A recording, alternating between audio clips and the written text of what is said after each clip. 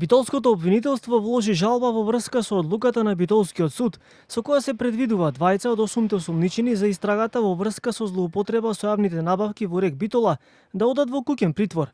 Станува збор за еден од раководителите на рудници во РЕК Битола и за Борче Марковски, собственик на фирмата Марковски компани, која претходно ги добивала тендерите во комбинатот и која како правен субјект се сомничи во случајот. Од обвинителството од Битола инсистираат на мерката ефективен притвор, а причините за тоа се ризици од бегство на осумничените. Надлежниот јавен обвинител не се согласува со ваквата одлука, особено имајќи ги предвид ризиците од бегство на осумничените, од кои едниот има и значителен имот во друга држава. Од тие причини, обвинителството бара мерка ефективен притвор. Велат од основното јавно обвинителство од Битола. Кога Битолскиот суд ќе одлучува за жалбата, одговори од таму нема.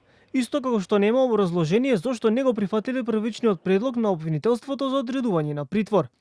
На ваквата одлука на Битолскиот суд реагираа и од владеачката ВМРО ДПМН. Ваквиот потек го нарекоа срамен, потенцирајќи дека нема да дозволат, како што велат, судството на СДСМ и ДУИ да ги ослободува криминалците. Срамна одлука на судот.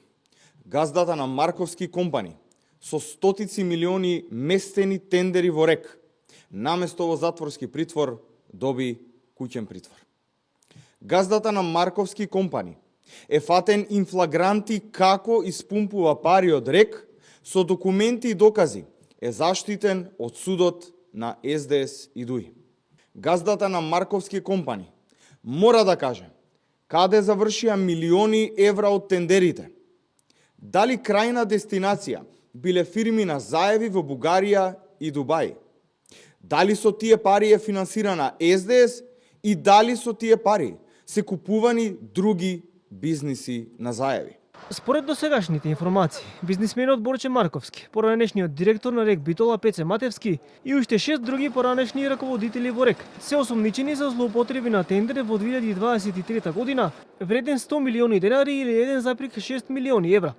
Според обвинителството, иако осумничените биле свесни дека работите не се извршени, доставувале фактури врз основа на кои од РЕК се наплатувале парите, со што сториле продолжено кривично дело, злоупотреба на постапка за јавен повик и јавно-приватно партнерство. Поранешниот директор на РЕК Битола веќе се наоѓа во притвор за случајот адитив, за кој веќе во тек е судска постапка.